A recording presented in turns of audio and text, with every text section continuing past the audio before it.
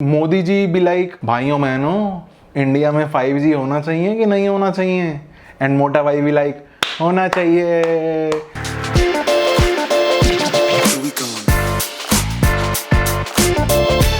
दोस्तों 5G के कोई अते पते नहीं है। 2021 में तो आने से रहा, 2022 के फर्स्ट क्वार्टर में उम्मीद कर सकते हैं।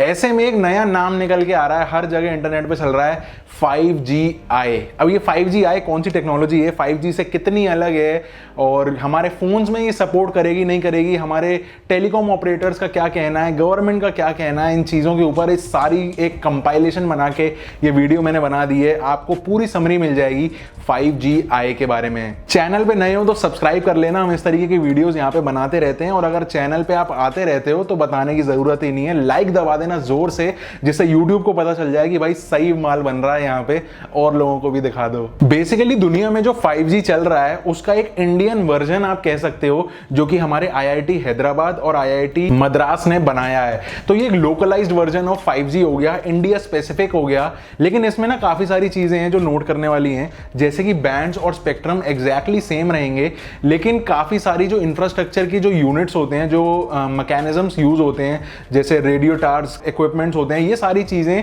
काफी हद तक चेंज हो जाती हैं जिस हिसाब से टेक्नोलॉजी काम करती है। खबर ऐसी भी है कि 5G-I में मिलीमीटर वेव भी देखने को मिल सकती है, जो कि काफी सही चीज हो जाएगी। और सबसे खास बात यह है यहाँ पे कि इसको ITU से अप्रूवल मिल गया है। अब ITU हो गया इंटरनेशनल टेलीकम्युनिकेशंस यूनियन, जो कि जिससे अप्रूवल लेना बहुत मुश्किल है। तो ये अच्छी बात है यहाँ पे कि ITU से हमको 5G-I के लिए पूरा का पूरा अप्रूवल मिल गया है, और इसको एक हरी झंडी मिल गई है आगे बढ़ने के लिए। बेसिकली गवर्नमेंट क्या कर रही है यहाँ पे, गवर्नमेंट ये देखना चाह रही है कि इंडिया के सारे रिसोर्सेज को यूज करके क्या 5G हम लोग डिप्लॉय कर सकते हैं। काफी सारी इसके ऊपर चर्चा हुई, जो मैं आगे इस वीडियो में कवर करने वाला हूं, लेकिन उससे पहले 5G-I के बेनिफिट्स के बारे में बात करते हैं। तो पहला बेनिफिट 5G-I का यहाँ पे ये है कि ज्यादा रेंज कवर कर पाता है लोअर फ्रीक्वेंसी। इसके अलावा अगर दूसरी बेनिफिट की बात करें तो जो लोअर रेंज वाले स्पेक्ट्रम्स होते हैं, लोअर एंड वाले जो स्पेक्ट्रम्स होते हैं, उनके साथ ये फुल्ली कंपैटिबल बनाया गया है, जिससे होगा क्या कि जो कॉस्ट इफेक्टिवनेस है वो बहुत ज्यादा हो जाएगी। इसका मतलब कॉस्ट कम रहेगी, हमको एज अ यूजर 5G के प्लान्स कम रेट के देखने को मिलेंगे। सबसे बड़ा फायदा यहाँ पे जो एक्सपर्ट्स ने नोटिस किया कि 5G-I को लेके कि इंडिया में जो विलेजेस में कनेक्टिविटी का इशू रहता है, जैसे 4G अभी चल रहा है, लेकिन अगर आप विलेजेस में जाओ, रिमोट एरियाज में जाओ, तो वहां भी आज भी 3G की भी स्पीड नहीं आती है, 4G तो खैर भूल ही जाओ। तो ये चीज ना 5G-I के अगर होता है तो काफी हद तक सॉल्व हो जाएगी। इवन ये भी कहा गया है कि मुंबई, दिल्ली, इस तरीके की जो मेट्रो सिटीज हैं, इन सिटीज के अंदर जिस स्पीड से इंफ्रास्ट्रक्चर डेवलप हो जाता है, फटाफट से रेंज हर जगह ऑलमोस्ट आती है, सेम एग्जैक्ट वही रेप्लिकेट हो जाएगा इंडिया के ऑलमोस्ट सारे विलेजेस के अंदर। तो ये सबसे बड़ा यहाँ पे फायदा देखा गया है अगर 5G-I ये लोग यूज करते हैं तो। अब बात करते हैं कि हमारे टेलीकॉम ऑपरेटर्स का क्या स्टेटस है इस टाइम पे, 5G-I को लेके क्या दिक्कत है या फिर क्या उनका ओपिनियन है। तो यहाँ पे सीन क्या है ना कि एयरटेल, जियो और वी तीनों ही प्लेयर्स जो हैं काफी टाइम से अपना 5G की तैयारियां कर रहे थे, पैसे इन्वेस्ट कर रहे थे टेक्नोलॉजी में, सब चीजों को पॉसिबिलिटीज को एक्सप्लोर कर रहे थे। ऐसे में यहाँ पे अचानक से गवर्नमेंट का मूड बन गया कि 5G-I को डेवलप किया जाए हमारे इंडिया के लिए, और इसके अंदर सारा स्कोप देखा जाए कि क्या निकल के आता है। अब जो ये इतना सारा इन्वेस्टमेंट और तैयारियां कर चुके हैं, अब अगर ये 5G-I के ऊपर स्विच करना चाहते हैं तो ऐसे में काफी सारा खर्चा होगा, काफी री इंजीनियरिंग की जाएगी इस पूरे स्टेटस को चेंज करने के लिए। लेकिन यहाँ पे ना एक छोटा सा ट्विस्ट आ जाता है। हमारे इंडिया की जो COAI है, यानी cellular operation authority of India, इनका ये कहना है कि भाई 5G से 5G-I पे अगर स्विच करते हैं तो दो नुकसान होंगे। पहला तो खर्चा जाएगा सो जाएगा, दूसरी चीज इनकम्पैटिबिलिटी।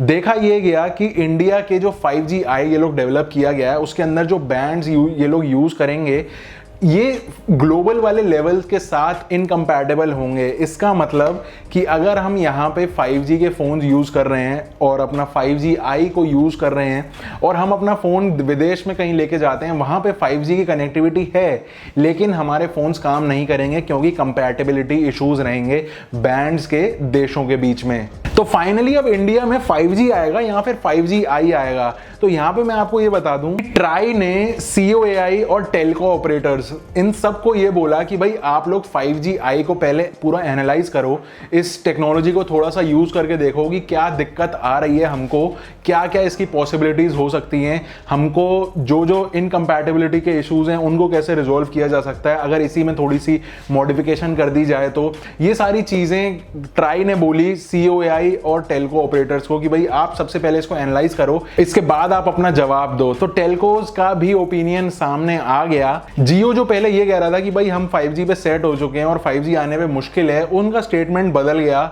और उन्होंने ये कहा कि भाई जो सारे वेंडर्स हैं जैसे कि नोकिया हो गया, एरिक्सन हो गया, सैमसंग हो गया, हुआवे हो गया, जो सारे इनके वेंडर्स थे जो 5G के इक्विपमेंट्स दे रहे थे, अगर वो सस्ते कॉस्ट पे 5G के कंपैटिबल हमको डिवाइसेस दे देते हैं तो ऐसे में हम लोग इसको स्विच कर लेंगे इजीली। तो एंड आई वाज लाइक कि मोदी जी भी लाइक भाइयों बहनों इंडिया में 5G होना चाहिए कि नहीं होना चाहिए, एंड मोटा भाई भी लाइक होना चाहिए।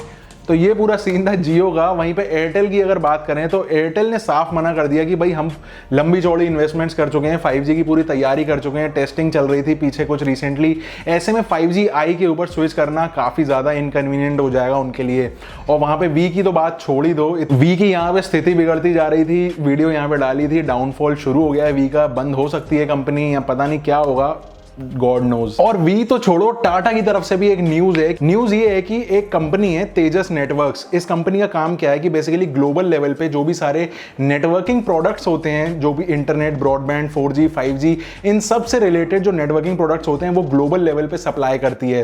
तो टाटा कंपनी ने इस तेजस नेटवर्क्स में मेजॉरिटी स्टेक अपने पास ले लिया और टाटा इसको यूज करेगा एयरटेल के साथ। इसका मतलब ये भी हम कह सकते हैं कि टाटा वापस से टेलीकॉम बिजनेस में आ गया है, अभी एयरटेल के साथ आया है जियो को काउंटर करने के लिए। तो अब बचे दो जने, एयरटेल और जियो, जो इंडिया के सबसे बड़े दो लार्जेस्ट प्लेयर्स हैं, वो एक डिसएग्रीमेंट पे आ गए हैं कि 5G आना चाहिए या फिर 5G आना चाहिए। इस वीडियो को एंड करने के लिए लास्ट टॉपिक है मेरे पास कि हमको एज अ कंज्यूमर क्या डिफरेंस पड़ेगा अगर हमने ऑलरेडी एक 5G फोन ले लिया है तो यार देखो, नो डाउट इंडिया में सब जगह 5G फोन बिकने शुरू हो गए हैं। 18-20 हजार रुपए से लगा के कोई लिमिट नहीं है, कितने फोन्स आ चुके हैं ऑलरेडी 5G वाले।